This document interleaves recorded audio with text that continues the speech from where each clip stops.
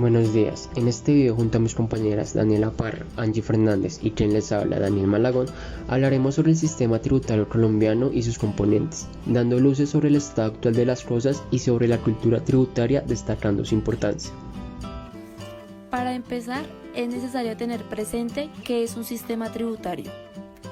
Un sistema tributario es un conjunto de impuestos establecidos por la administración pública, cuyo fin principal es la obtención de ingresos para el sostenimiento del gasto público.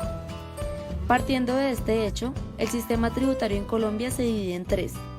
En los impuestos nacionales, en donde está a cargo del recaudo y la administración, la Dirección de Impuestos y Aduanas Nacionales, o más conocida como DIAN.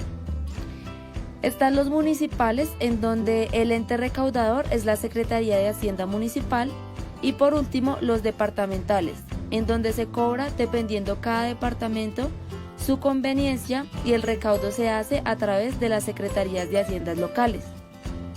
Estos impuestos tienen una serie de clasificaciones y elementos que son transversales a cualquier tipo de tributo.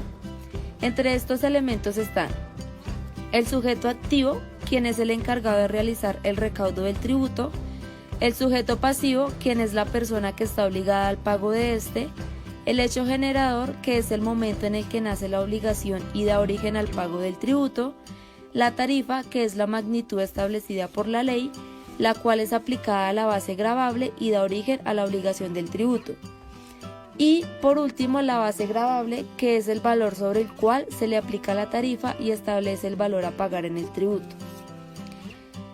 Por otro lado están las clasificaciones, que también se dividen en tres. Entre ellas están los impuestos, las tasas y las contribuciones. Los impuestos son aportes obligatorios que no dan origen a una contraprestación al contribuyente. Como ejemplo está el IVA, el impuesto de renta y otros. Las tasas son obligaciones que nacen a partir de la prestación de un servicio público individualizado por parte del Estado. Como ejemplo podemos observar los peajes y las sobretasas de gasolina. Y por último están las contribuciones, que nacen a partir de un beneficio como consecuencia de obras públicas o ampliación en los servicios públicos. Un ejemplo de esto es la valorización. Ahora vamos a hablar de dos componentes del sistema tributario. El primero son los contribuyentes y el segundo las reformas tributarias. Los contribuyentes se dividen ante la ley en dos grupos: las personas naturales y las personas jurídicas. Las personas naturales, en términos empresariales, según la Cámara de Comercio, son aquellos individuos que al actuar en su propio nombre se ocupan de alguna o algunas actividades que la ley considera mercantiles. En tal caso, la totalidad de su patrimonio, que incluye el personal y el familiar, sirven como prenda de garantía por las obligaciones que adquieran en la actividad económica. Por otro lado, la persona judicial o jurídica es aquella que se considera moral o ficticia y se puede definir también como una organización o institución formada por varias personas físicas y que posee personalidad jurídica, es decir, tienen capacidad independiente de la de sus miembros para ser titular de obligaciones y derechos, y donde el patrimonio personal de cada miembro no se verá afectado. Por otro lado tenemos las reformas tributarias, que es el cambio de uno o varios aspectos de la estructura tributaria, buscándose a través de ella aumentar o disminuir la cantidad de dinero que recibe el Estado por concepto de impuestos.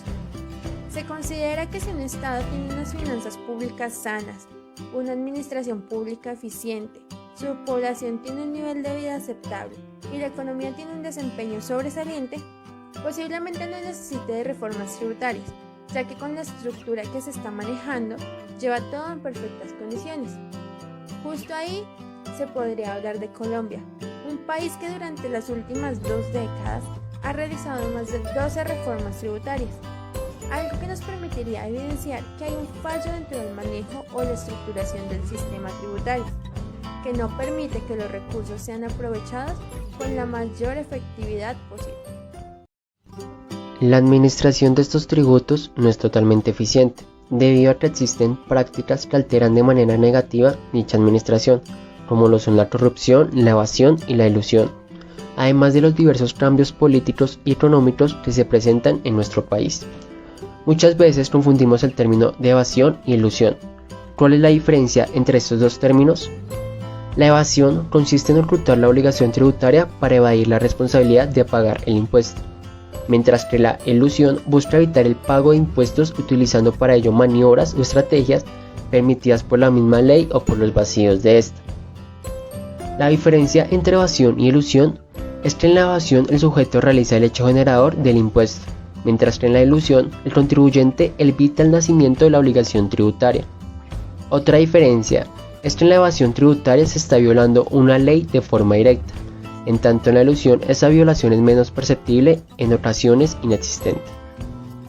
El Estado, como respuesta a estas conductas, ha implementado políticas como modificar la estructura de los impuestos y tarifas, fortaleciendo el sistema de fiscalización, en vez de enfocarse en la raíz del problema que se fundamenta en los principios y valores de la sociedad. Esto nos lleva a hablar sobre la cultura tributaria, la cual podemos decir que es una herramienta fiscal con efectos de largo plazo sobre la economía. ¿A qué nos referimos con cultura tributaria? Es la forma como los contribuyentes enfrentan sus deberes y derechos frente a la administración tributaria. En otras palabras, es la forma de ser de los contribuyentes frente al sistema tributario.